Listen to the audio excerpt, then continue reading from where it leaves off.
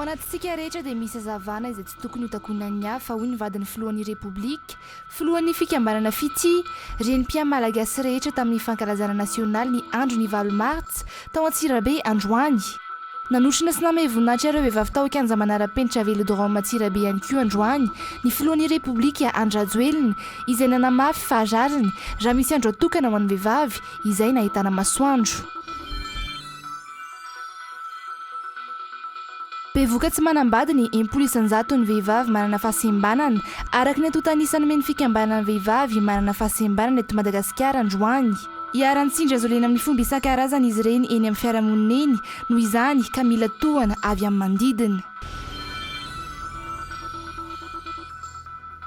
Nahazo famatsim-bola 7,5 tapitrisa dollara tafiditra anatin'ny FEC na facilité élargie de crédit avy amin'ny tahirim-bola iraisam-pirenena na FMI Madagasikara entina narenana ny tahapahatrany eto Madagasikara sy hanampiana ny fidiram-bola mpanjakana io vola io raha fampahafantarana nataony avy eo anivon'ny ministera toe-karena sy ny fitantanam-bola.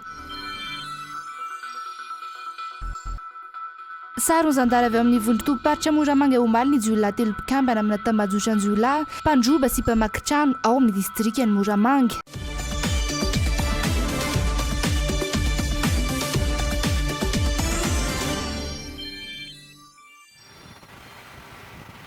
Miarabantsika rehetra ny tokantrano tonga soa ato anaty Viva événement amin'izao aly izao no miarahaba ny vehivavy malagasy rehetra sy maneran-tany ihany koa latratra ny andro ny 9 martsa androany no manasantsika mpanajana anaraka ny fampahalalam-baovao hatramin'ny farany. Ao anatintsika rehetra dia misy ny hazavana izay tokony tsy ho takona hoy ny vadin'ny filohan'ny repoblika filohan'ny fikambanana fity renim-piany malagasy rehetra tamin'ny fankalazana nasionaly ny andro ny 9 martsa tao Antsirabe androany niomana tamin'ny fito vinjo sy ny fampandrosoana lovainjafy ny loha hevitry ny fankalazana ho an'ity taona ity nanotrina sy nanome voninahitra ireo vehivavy tao amin'ny kianja manara-penitra velodrome Antsirabe androany ihany koa ny filohan'ny repoblika Andrajoelina izay nanamafy fa rariny raha misy andro tokana fankalazana ny vehivavy izay nahitana masoandro. Miary vola jiferana Judikaela Handrenirina Iando Rajandraibe.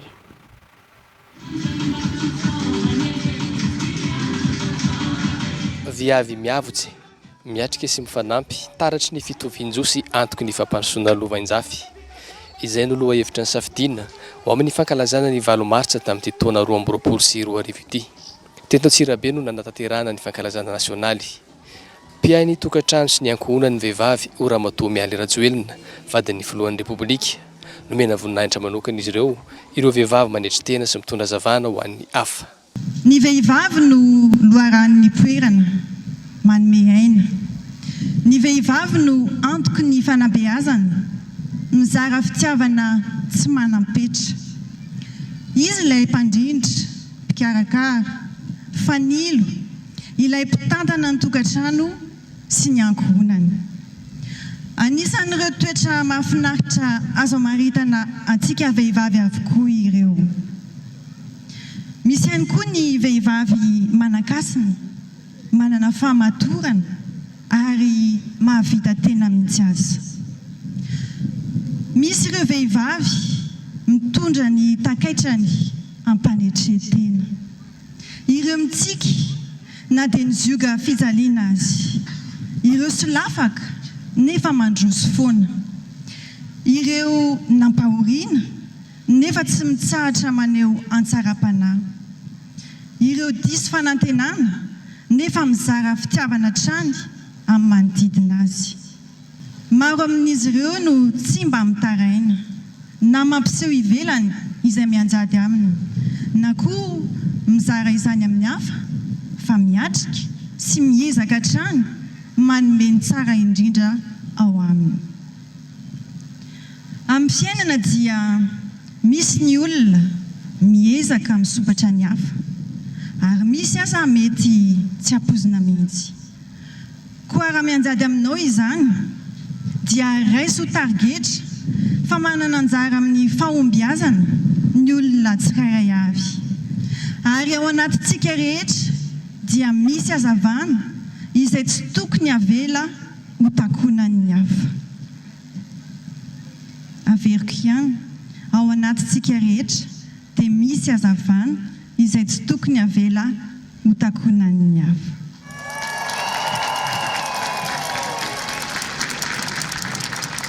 Izay no naresy lahatra mijoro sy miaro ireo vehivavy arany erisetra ary ireo marefo. Amiko dia mendrika ampiana sy tohanana ny olona toy izany. Hatramin'izay ka hatramin'izao ary indrindra tamin'ny fotoana nisy ny rivotozan'ny fanesy teo ireny dia nanohana hatrany ny vehivavy Nanjadiny erisetra sy ireo marefo ny fikambanana fity izay tarihany vadin'ny filohan'ny repoblika. Laharam-pamehanao azy ihany koa ny fahasalamana, ny fanabeazana ary ny fanohanana ny fizakan-tenan'ny vehivavy. Nitondra tantsorika hatrany izahay ho an'ireo vehivavy tamin'ny faritra maro marerana amin'ny Madagasikara. Nanome fiofanana, nanolotra fitaovana sy akora mifanaraka amin'ny seha-piarian'izy ireo avy. Ny tanjony dia ny hanomezana azy ireo tosika mba hatongavany amin'ny fahavitantena sy fahaleovan-tena ara-pola. Torak'izany koa ny fampiakarana ny tahan'ny fiverenan'ny ankizy an-tsekoly sy ny ady amin'ny fitsoahan-daharana. Ny fanabeazana dia fanohitra lehibe ho an'ny fivoarana ary lalana mahomby izorantsika any amin'ny fitovian-jo sy ny fampandrosoana lovain-jafy. Nanao antso ho amin'ny fanamafisina ny ezaka amin'ny fametrahana ny miralenta sy ny fitovian-jo koa tamin'ity valomaso ity Ramatoa Mialy Ratsoelina. Ararodiko ny andro anio hanamafisana ny antso ho an'ny fitovian-jo. Ny fitovian-jo dia midika ho fiara-mientan'ny lahy sy ny vavy. Mifanampy ary mifameno ny lehilahy sy ny vehivavy. Fa tsy sanatria akory mpifaninana na mpifanandrana.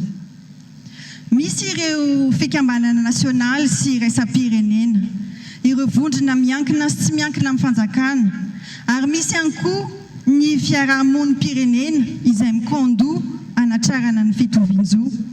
Koa manao antso an'ireo rafitra samihafa ireo mba hanamafy ny ezaka rehetra. Ary mampirisika ireo mpisehatra ihany koa ny tenako mba hifanometanana amin'ny fanatanterahana amin'ny fanamby voafaritra anatin'ny politika nasionaly momba ny miralenta. Izany dia mba ahafahan'ny vehivavy mitondra ankalalahana ny fahaiza-manaony, ny talentany sy ny fahalalany eo amin'ny sehatra misy azy.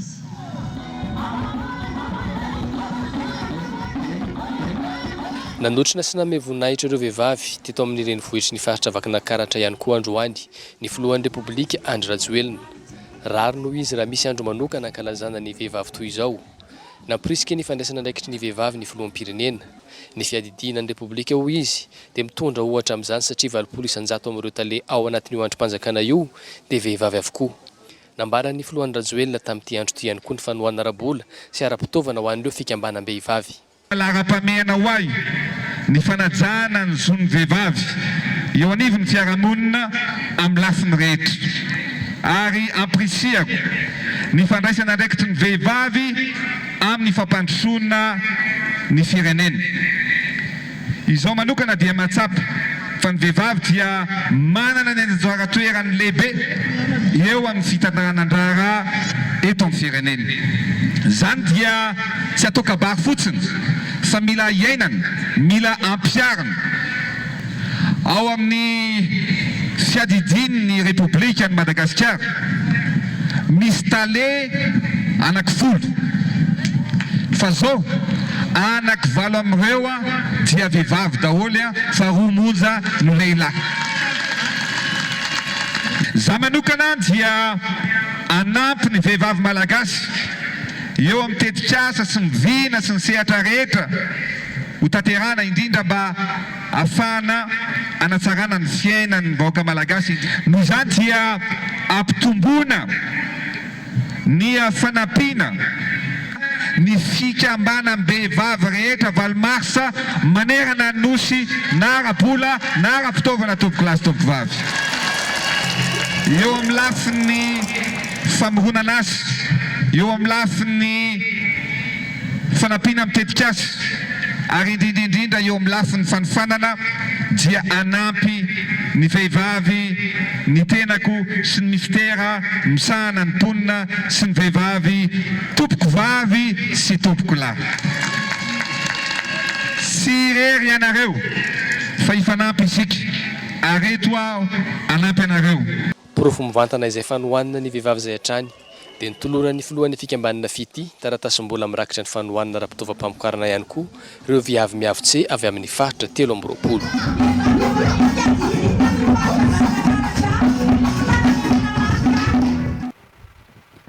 Fahalala mafy ny fitakina ny fampitovian-jo amin'ny vehivavy rehetra ihany koa ireo vehivavy manana fahasembanana tamin'ity andro ny valomartsa ity ny miralenta sy ny fampiroboroboana ny vehivavy izay samy voafaritry ny politika nasionaly sy ny velorano fahavalo araka ny lohamafisy ny ministry ny mponina.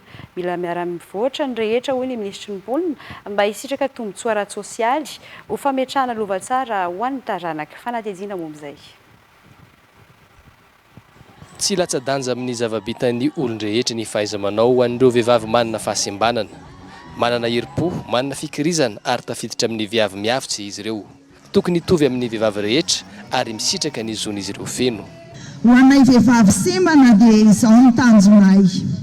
Miampatsiahy antsika rehetra hoe ohatranao ihany ny zahay. Mananjo ny hotiana sy ny ity ihany koa. Anorina fianakaviana sy ana-mitokatrano soa. Matetika dia tsy henoina raha miteny zahay, fa dia tsaraina tsotra izao amin'ny fahasembananay. Ka raha mitovy izao ohatra ny fahaizana ananana, dia voailika avy hatrany zahay manam-pahasembanana. Mbola verinay androany fa ny miralenta aminay, dia rehefa tsy matsiaro intsony hoe sembany zahay. Amin'izay fotoana izay, amin'ny zavatra atao, naiza tsisy fetra mitovy zo izao sy anao. Velorano fahavalo ary tohizana ny fampanjakana ny miralenta eto Madagasikara, hoy ny ministry ny mponina sy ny fampiroboroboana ny vehivavy, Prince Sofilira. Ilaina ny fiaraha-misalan'ny rehetra amin'ny fanatanterahana izany mba ho antoky ny fampandrosoana lovain-jafy tokoa. Iray feo isika vehivavy malagasy amin'ity taona ity amin'ny alalan'ny lohahevitra hoe viavy miavotse miatrika sy mifanampy taratry ny fitovian-jo sy antoky ny fampandrosoana lovain-jafy. Mila miavitra isika mba hoentsika hanatsarana ny fiainantsika sy ny ao amin'ny tokantranontsika. Mila miara-miavitra tokoa isika mba ho afaka hisitraka ny loharano-karena sy ny tombotsoa ara-tsosialy rehetra. Ary mila miara-miavitra isika mba ho anisany mandray anjara amin'ny fametrahana ny lova tsara ho an'ny taranakatsika. Ny fanjakana malagasy amin'izao fotoana izao dia efa nanaiky sy vonona ny hanampy antsika mba ahazoana ilay fitovian-jo mba ho lasa viavy miavitsy. Ry vehivavy namako, andao isika hifanampika sy hetsika amin'ny mahaviavy miavitsy atsika, hanampy an'ireo izay mbola tsy mitraka, ireo izay niara ny herisetra, ireo tsy omena zo hianatra, hiasa, ireo tsy mba afaka maneho hevitra, ireo voailika toy ny vehivavy sembana, ka hanova ny tantara sy hamela ny lova tsara indrindra ho an'ny taranakatsika, indrindra ho an'ny zanatsika vehivavy. Tsy irery ireo vehivavy malagasy ary tsy irery ihany koa ny fitondrana manohana azy ireo mba ahafahana manamafy ny ady amin'ny herisetra mifototra amin'ny mahalay na ny mahavavy dia nanolotra minibus roa ny brigade féminine de proximité ny gouvernement japonais ka natolotra androany teto Antsirabe nandritra ny fankalazana ny 8 martsa ny fanalahidin'ireo fiara ireo.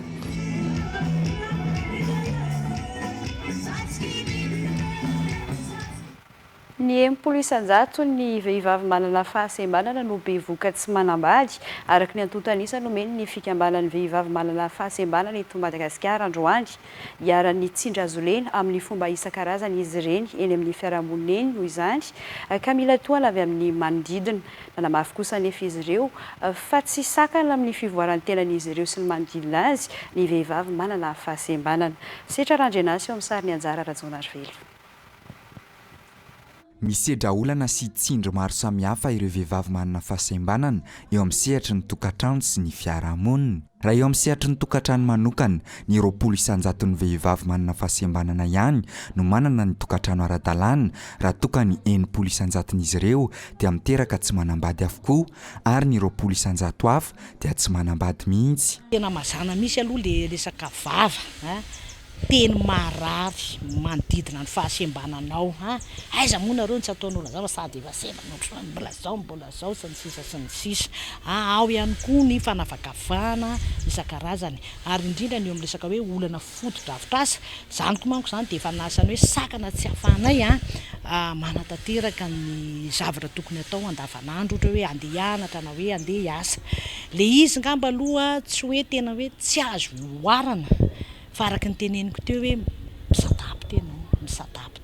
Tsy vesatra ary tsy sakana ho an'ny hafa fa afaka mivoatra tsara eo amin'ny fiainana nefa ny vehivavy manana fahasembanana. Tokony hayanaiky ny zava-misy eo amin'ny fiainany sy ny toe-batany ka afaka mampivoatra sy manatsara ny fiainany amin'ny toe-batana izay ananany. Raha za manokana aloha raha mijery ny tenako ahako dia tsy sakana velively eo amin'ny fivelaran'ny maha-olona ny fahasembanana. Azonao atao ny manova ny fiainanao. Zay zany ambety teniko foana amin'ny zanako. Ianao ihany no mamboly bonheur anao ary ianao ihany koa no mamboly malheur anao. Tiako tenenina zany, io le fahasembanana. Tsy afaka ilana io fa entina mandramaty io. Tsy aretina io ka hoe azo tsaboana fa efa zay ny etahanao. Dia mila miaina miaraka amin'izay ianao dia misadapta zany amin'izay le hoe fahasembananao zay zany. Tsy sakana velively. Nefa zay nefa dia resy lahatra kosa hoe mila tohana, mila fanampiana ny vehivavy manana fahasembanana. Raha eo amin'ny tontolon'ny asa indray kosa, mbola vitsy dia vitsy ireo vehivavy manana fahasembanana no manana anton'asa mazava. Ho fanatsarana ny fiainan'izy ireo, nanolotra bofy mobile ho azy ireo, ny fikambanam-behivavy manana fahasembanana mba entin'izy ireo miasa sy mamelona ny tenany. Teto Antsirabe ny lona gara ny caravane de la santé androany Valmarts nandritra ny fanamariana ny andro iraisam-pirenena ho an'ny vehivavy. Nampiavaka ity caravane de la santé nentina nanamariana ny Valmarts ity ny fisian'ny tolotra fitiliana diabeta sy ny fanaovana solonify, ny fikambanana fity Tariandramatoa Mialy Rajoelina, vadin'ny filohan'ny Repoblika no nikarakara ity hetsika ity, niaraka tamin'ny ministera ny fahasalamam-bahoaka sy ireo mpiara-mombonantoka. Ny 2 martsa teo ny anga teto Antananarivo ny caravane de la santé ary ny tety faritra maro toy ny Mani, Vatovavy, Fitofonany ary ny farana atao Vakinankaratra androany. Amanala ireo nisitraka tombotsoa tamin'ireo faritra ireo ary nomena tombony manokana hatrany ny resy ny zaza no ity hetsika ity tafiditra ny fanamariana ny andro ny Valmarts. Ny ara-dalana tamin'ny caravane de la santé hatrany ny falentanana ny ady amin'ny herisetra, ny fainoana sy fanomezana torohevitra ireo iaran'ny herisetra. Raha itsika ato anatin'ity fitin'ity ny ankon'ny fanamariana maro samihafa ny andro ny Valmarts, andro ny vehivavy izay arahoary.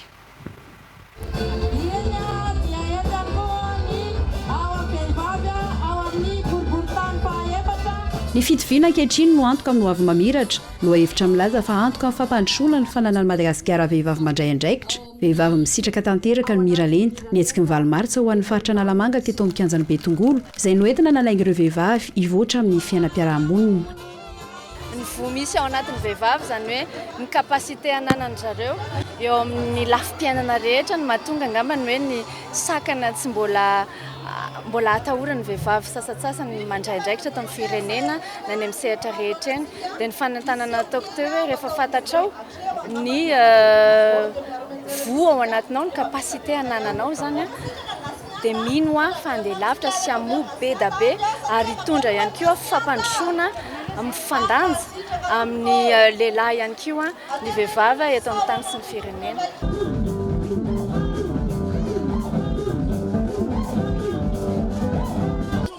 Fampiroboroboana ny vehivavy amin'ny asany, ny fahasalaman'ny reny sy ny vehivavy, ny fiarovana ny vehivavy manoloana ny herisetra, ireo no velabelarina ho an'ny vehivavy teto amin'ny boriboritany faharoa. Hetsika ara-kolontsaina ihany koa ny fananan'ireo vehivavy isam-pokotany anatin'ny boriboritany. Noentina mihitsiny hanomezana lanja ny zavatra misy, ny traikefa misy ary ny fikambanana misy eny amin'ny ny fokotany tsirairay avy. nanao trano eva izay ahafahany fokotany rehetrarehetra zany a mampiseho ny talentany a ahafahanay a mahita ny fanampiana fanamezana ny zareo a piroboroboana ny asany zany eo anatin'izay. ho an'ny teto amin'ny distrika Nambohidratrimo etsika maro no nitoto saina nentina nankalazaina ny valomartsa. ho an'ny androany moa zany dia etsika ny fiaraha-miombona amin'ny vehivavy rehetra maneran-tany dia tsy ho diso anjara amin'izany ny vehivavy eto amin'ny commune Nambohidratrimo fanomezana lanja ny sehatra endraketany vehivavy indrindrindrindra sy ny zo ary nydiditra amin'izay fandray amin'izay zo zay. Etsika fandraisam-pitenenana ho fanomezana sehatra ny vehivavy. Misy koa ary fanomezana kely avy amin'ireo komity ireo sy ny commune amin'ny solon-tenany vehivavy isam-pokotany. Etsika zavakanto iarahana amin'ireo artista mana-talenta eto Nambohidratrimo aloha ezahana omena sehatra foana ny vehivavy tsy ho an'ny androany ihany anefa izay fa eo amin'ny fiainana ray manontolo dia ilaina foana ny vehivavy satria misy hevitra takatry ny lehilahy dia vomay ambonimbony kokoa izay raha misy hevitra na vehivavy manatevina fitantana. Fampiofanandreo vehivavy ho tonga olombanina sy aleo tena rahabola kosa no nentin'ny avy eo amin'ny fitaleava-paritra ny fampianarana teknika sy ny fampiofanana arakasy ho fanamariana ny andro androany. Miavitsy miatrika sy mifanampy taratra fitovinjo sy antoky ny fampandrosoana lovainjafy.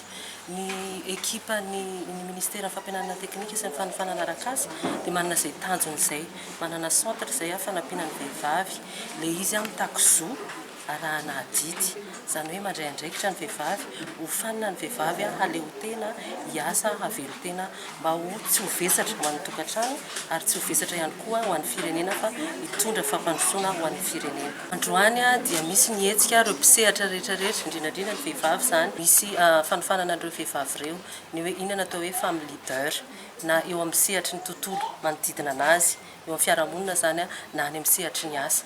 Dia izay no ifampizarana sy omenandreo vehivavy rehetra ifampisehatra eo amin'ny fampianarana teknika sy fanofanana araka. Ho an'ny fikambanana TMH na ny tanora miandrandra ny ho avy nisy ny diabe ny ainga teo Ampefiloha ny hodidina ny farihina nosy ary niazo ny kianjana tsahamanitra androany. Tonga avokoa ny solon-tenandreo vehivavy mpikambana avy amin'ny distrika enina eto Antananarivo renivohitra sy ny avy amin'ny manodidina. Nitoto amin'ny hetsika ara-panatanjahantena tao Antsahamanitra ny ampifanentanana samihafa amin'ny zon'ny vehivavy ny hetsika. Be niala teo Ampefiloha nandeha no mampivaky ny anosy ka ny farana tetatra Tsahamanitra ka ny farananay amin'ny Soa.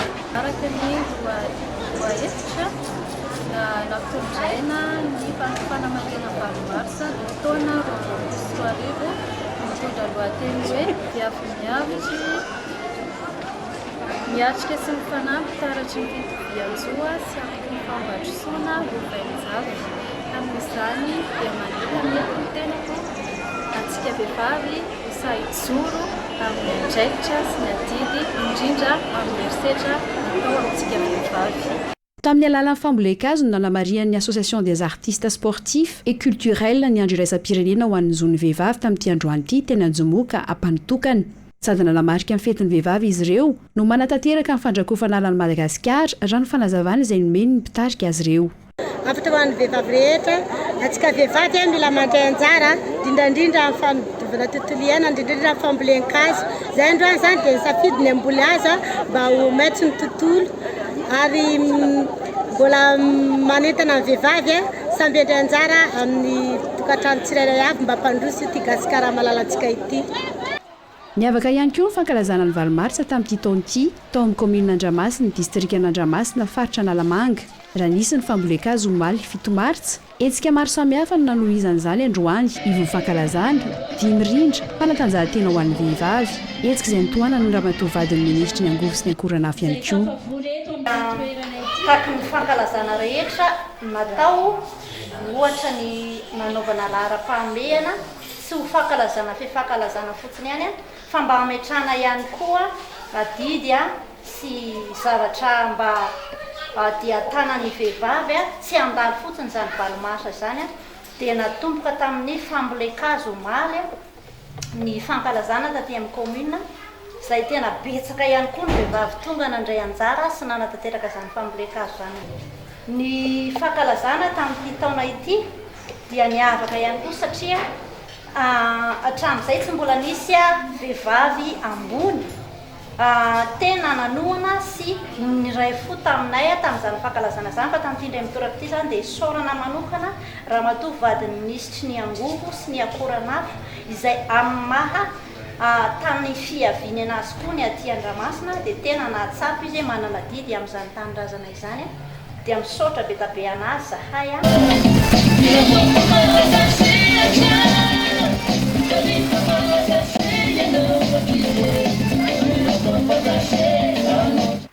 andro tokana iresan'ireo vehivavy malagasy maneran-tany afeo amin'ireo atolona sy azy amin'ny fitovinjo ary ny fanajana ny zon'ny vehivavy ny androandroany fahina tokoa moa izany ireo tokana-sitrahan'ny vehivavy ary manao ahoana ny eto amintsika eto Madagasikara amara izany ty fanadihadiany say Sylvain ity azahoary Valmarts andro iraisam-pirenena ho an'ny vehivavy antsoina ihany koa ho andro iraisam-pirenena ho an'ny zon'ny vehivavy manamarika sy mampatsiahy ny fandresen'ny vehivavy tamin'ny fitakinany zony ity androandroany ity isan'ireo zony voalohany amin'izany ny fahaleovantenina sy ny fizakan-tenina izany hoe vehivavy manana ny fiainany vehivavy manana ny safidiny afaka miasa raha ny amin'ny asa fanaovan-gazety ohatra 2.3 ny isan'ny vehivavy ao anatiny tosehatra sito ankoatr'izay mananjo ny vehivavy isitraka ny zo maha-olom-pirenena mandray anjara amin'ny fiainana politika ny firenena iray Madagasikara izay manome ny vehivavy ny zo mpifidianana ny zo mpirotsahako-vidinina maro raha teo ireo vehivavy nolanimbahoaka raha ny antenimieram-pirenena fotsiny ohatra mifanantsana tanteraka ny isan'ny vehivavy sy lehilahy anatin'ny Bran maharitra ny sombavambahoaka ny Madagasikara vehivavy izay miisa 20 izany hoe 20.5 zo ny vehivavy manaraka izany ny miandraikitra ny asa-panjakana sy eo amin'ny sehatra iraisam-pirenena hitantaratra voalohany amin'ny alalan'ireo minisitra vehivavy miisa 10 izay anatin'ny governemanta amperinasa ankehitriny tsy latsa-danja ihany koa ny vehivavy amin'ireo asa ny vondrom-bahoaka paritra itsinjara-pahefanana fa isan'ny zo ny vehivavy fanampin'izay ny mandray anjara amin'ny fanompo-pirenena amin'ny folo alin-dahy voady izany eto amintsika zo isan'ny tsy atao amban-javatra ny fiarovana akoatra ny fehezan-dalàna famaizana manana ny lalàna miady amin'ny herisetra miatra amin'ny mahalahy na ny mahavavy isika mameno ny fampanajana ny zo manome antoka ho an'ny fampiroboroboana ara-piarahamonina ny vehivavy ireny rehetra ireny dia afaka ilazana fa misy ny ezaka ary efa hita ny roborobo ny zo ny vehivavy eto Madagasikara ny fanajana efa eo ny fandraisana andraikitra amin'ny fitondram-panjakana sy ny tompon'andraikitra efa hitantaratra ny antsika olo-pirenena tsy ankanavaka manao ahoana ny miralenta izay antoka amin'ny fampandrosoana lovainjafy ny firindram-piarahamonina amin'ny ankapobeny publi reportage momba ny fampahafantarana ny asan'ny vehivavy ao amin'ny tetika Asambadovy ity fanadihadiana raha antsika manaraka ity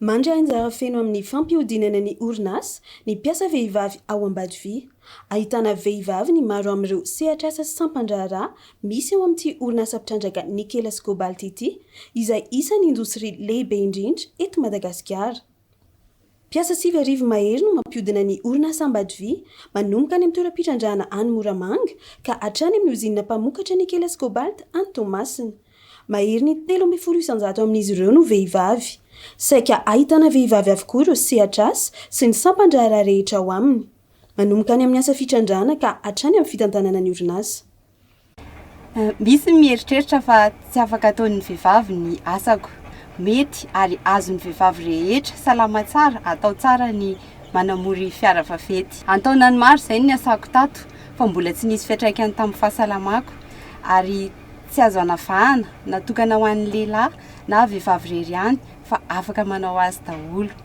rehefa salama efa niasa tamin'ny orinasa vitsivitsy fa tato amin'ny orinasa Ambadovy no nahaizako zavatra maromaro sy nampitombo ny fahalalana kely izay nananako ary nahaizako bekobeko koa mikasika ny momba ny aroloza izay tena ilaina eny amin'ny fiarahamonina ary indrindraindrindra ato am-piasana tsy vitsy ihany koa ireo vehivavy no manana andraikitra eo anivon'ny fitantanana ny orinasa na amin'ny sehatry ny fitandanan-draharaha ankabeny izany na any amin'ny lafiny teknika ohatra amin'izany ny sehatry ny fahasalamana sy ny aroloza izay tena laharam-pahamehana ho any Ambadovy ohatra ny mpiasa rehetra ihany ny vehivavy koa dia mitondra ny anjarany birikiny eo amin'ny fampandrosoana ny orinasa. Ankoatran'izay dia mahay mampivondrona ny vehivavy amin'ny fanentanana ny ekipa hirahina hiara-iasa ho productif kokoa atratran'izay tanjona izay. Ary ny toetra anisan'ny mampiavaka ny vehivavy angambany dia ny hoe izay fananana empathie izay mora kokoa ho an'ny vehivavy manana an'izay, ary izay empathie izay nefa ilaina be ao anatin'ny fitantanana ny ekipa mba hahatongavan'izay ekipa izay hatratra ny tanjona ilaina ho productif kokoa hanome vokatra ho an'ny orinasa. Maro ihany koa ireo vehivavy no misehatra eo anivon'ireo sampandrara hafa eo anivon'ny orinasa toy ny serasera. Asako miandraikitra resaka fandraisana olo magnano vizity aty amin'ny fatrany ozinina ato Masinga. Maro tombontsoa azo fô ny asongadina manokana ary tegna hitiavako asanahy koa zegny le mifandray amin'olona maro satria mandray olo asanay maro olo tonga aminay, ao ny zaza, ao ny tanora, ao ny olo maventy magneragna ny nosina ny avy any ivelany ihany koa. Fitrandrana manaraka fenitra avolenta Ambadivy, saro-pady amin'ny fifehezan'ny mpiasa ao aminy ahita ao ambony, manana andraikitra goavana eo anivon'ny orinasa sy isan'ireo andro iankinana Ambadivy ny vehivavy miasa ao aminy.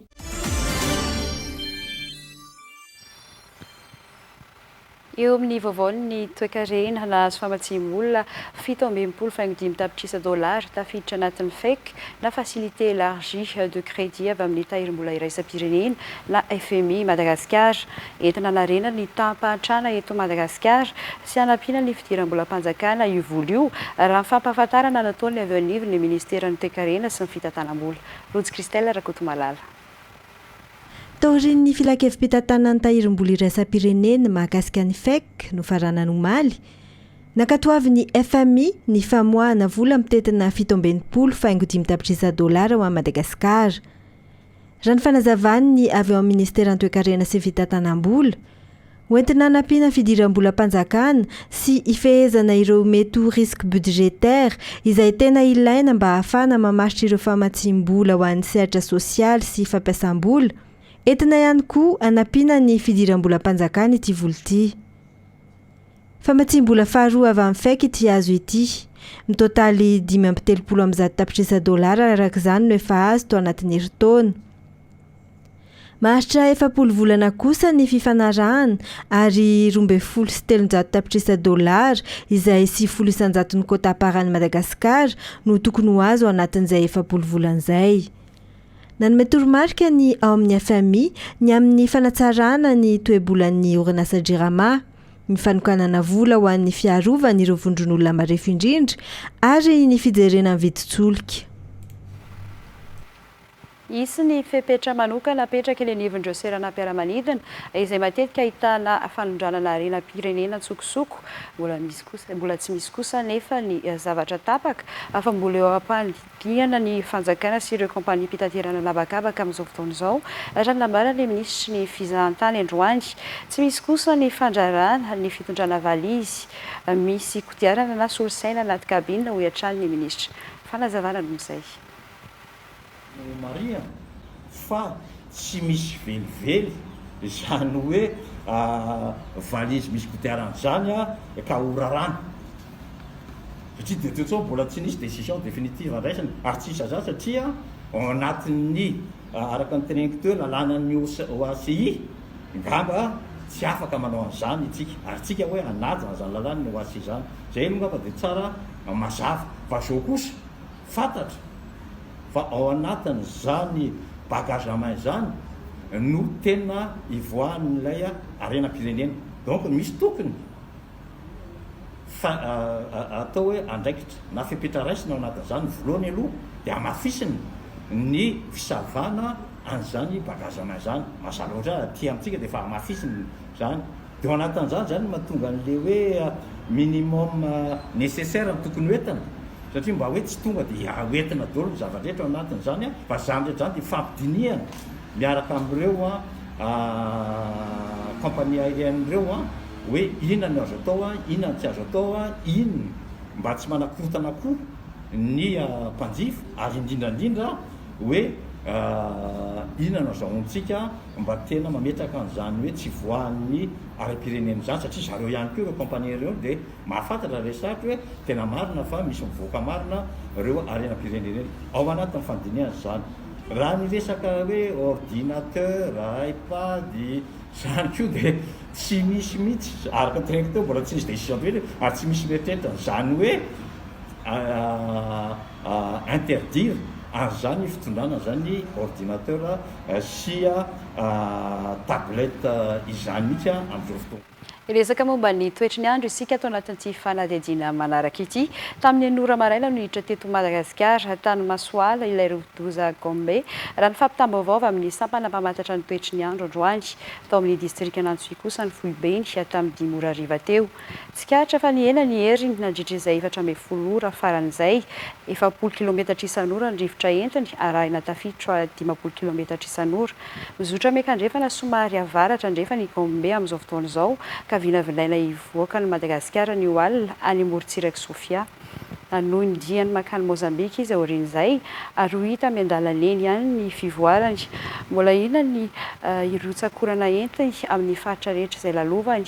Miova ho toy izao manaraka izao araka izany ny filazana loza, filazana fahamelona miloko manga na filazana fa mbola mila mailo hatrany ho an'ny faritra Sava, Analanjorofo, Befandriana Nord, Bealanana, Mandriatsara, Toamasina voalohany sy faharoa, Brickaville, Vatomandry, Manampotsy.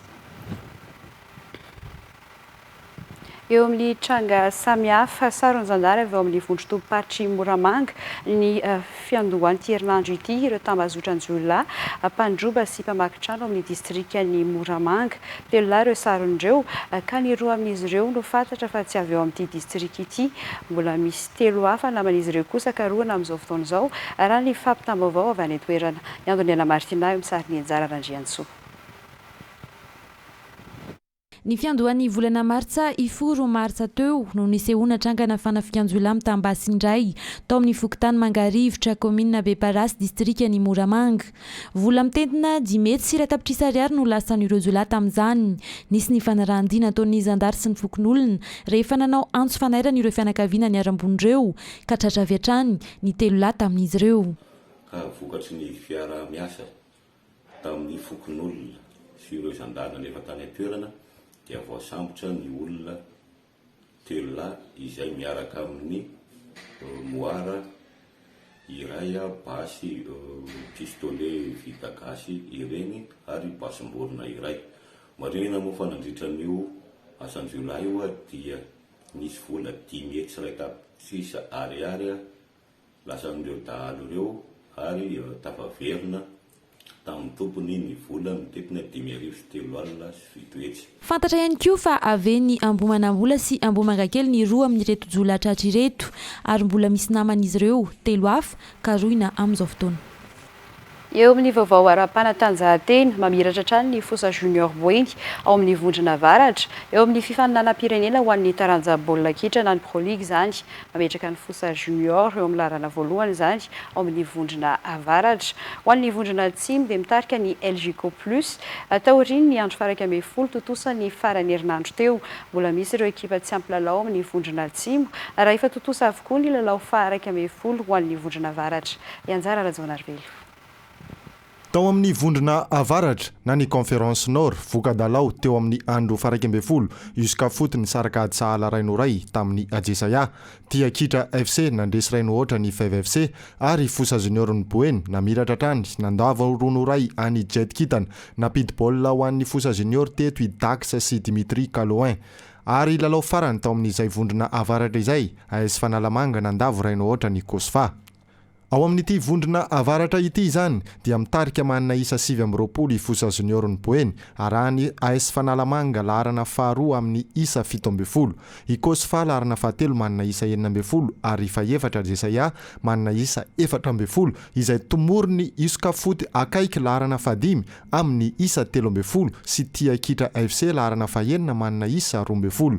Ny toerana voalohany aloha izany ao amin'ity vondrona avaratra ity efa mazava be fa ho lasa ny Fosa Junior fa ny 3 ambiny anampy azy kosa izay hiakatra amin'ny dingana manaraka no mbola hiadivana be.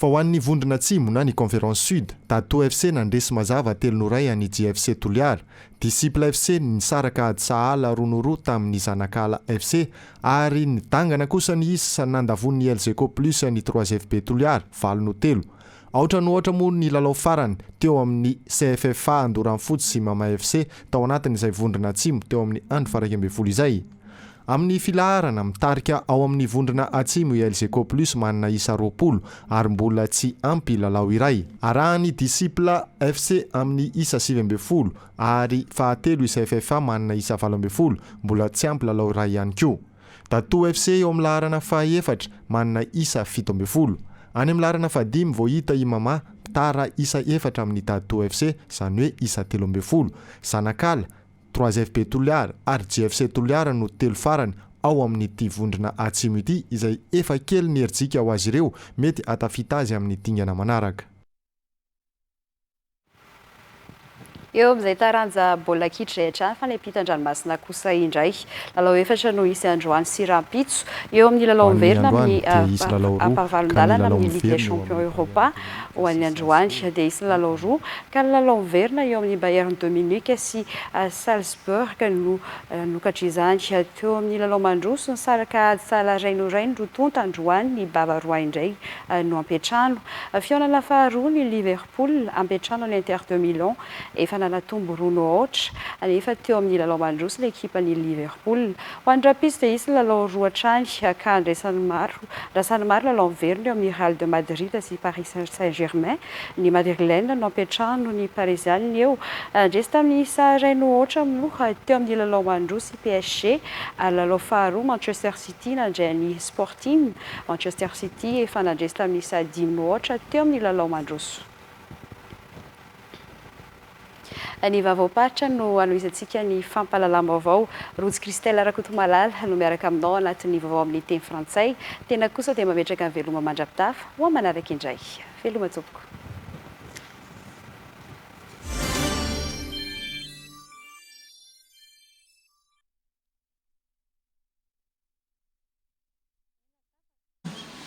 araky ny loha hevitra noentina tamin'ny tsy fankalazana ny andro maneran-tany ho an'izony vehivavy tamin'ny tsy taona ity dia ny hoe vehivavy miavitsy miatrika sy mifanampy taratry ny fitovian-jo sy antoky ny fampandrosoana lovain-jafy raha tao Antsirabe no ivon'ny fankalazana nasionaly dia tsy diso anjara tamin'izany teto masiny izay niarahana tamin'ny vadin'ireo ray aman-dreny teto an-toerana maro ny zavatra mifaomaofao tagnatin'ny fotoana lavalava zay na dia tsy manatrika antsika eto zareo dia mamela ay ianareo raha vavy namana raha iaraaba manokana ny reny malagasy rehetra Ramatoa Miala Rajoelina tsy adino fa akaiky ny fontsika koa Ramatoa vice-président ny Assemblée nationale Wilson Narmamy Irma loha hevitra nasionaly voizina amin'ity taona ity dia tsy miala lavitra amin'ilay iraisam-pirenena teo ka naompana amin'ny hoe viavy miavitsy miatrika ny sy mifanampy taratra sy ny fitovian-joa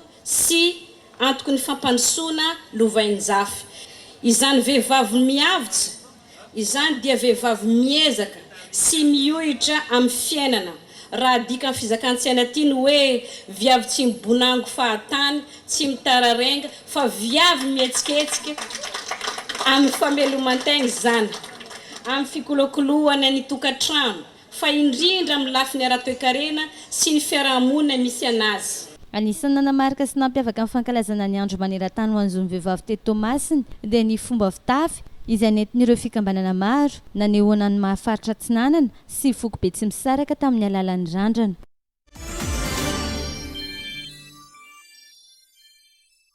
naneo ny fahavononany tanteraka ireo vehivavy teto Fianaratsoa ka tonga maro nanatanteraka ny fankalazana ny andro ny valomarsa izay notarian'ny ben'ny tanànany Fianaratsoa sy ny vadiny solombavam-bahoaka apetraka ny fitovian'ny lahy sy ny vavy satria mifameno isika eo anatrehany fiainam-pirenena eo anatrehany fitantanana ny tokantrano indrindra eo anatrehany antsoina hoe fandraisana andraikitra eto amin'ny firenena mpiasa-panjakana fikambanana antoko-pivavahana ary antoko politika no tonga nandray anjara tamin'ny karnaval teto Fianaratsoa. Nandray anjara mahavitrika tamin'izany ireo vehivavy TGV eto Fianaratsoa.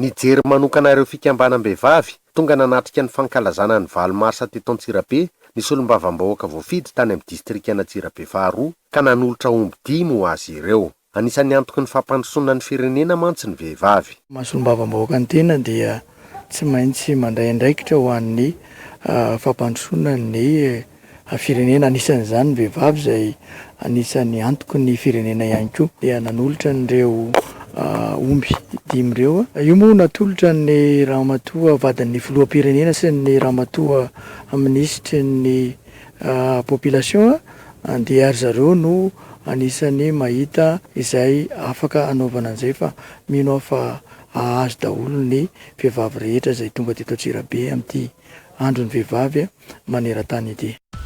Ao anatintsika rehetra dia misy hazavana izay tsy tokony ho takonan'ny hafa hoy ny vadin'ny filohan'ny Repoblika, filohan'ny fikambanana Fity, renim-piam malagasy rehetra tamin'ny fankalazana nasionaly ny andro ny 9 Martsa tao Antsirabe androany. Nanotrina sy namay voninahitra ireo vehivavy tao Kianja Manara-penitra Velodrome Antsirabe ihany koa androany ny filohan'ny Repoblika Andry Rajoelina izay nanamafy fa rariny raha misy andro atokana ho an'ny vehivavy izay nahitana masoandro. Bevoka tsy manambady ny 10% ny vehivavy manana fahasembanana araka ny atotanisany men'ny fikambanana vehivavy manana fahasembanana eto Madagasikara androany. Hiaran-tsindry azo lena amin'ny fomba isan-karazany izy ireny eny amin'ny fiarahamonina eny noho izany ka mila tohana avy amin'ny mandidina. Nahazo famatsim-bola 7.20 faingo-dimy tapitrisa $, tafiditra anatin'ny FEC na facilité élargie de crédit avy amin'ny tahirim-bola iraisam-pirenena na FMI Madagasikara entina narenana ny tahapahatrany eto Madagasikara sy hanampiana fidiram-bola mpanjakana io vola io raha fampahafantarana nataony avy eo anivon'ny ministera ny toe-karena sy ny fitantanam-bola. Sary ozandala avy amin'ny vondron-topoparitra Moramanga omaly ny jiolahy 3 mpikambana amina tambajotran-jiolahy mpandroba sy mpamaky trano ao amin'ny distrikany Moramanga.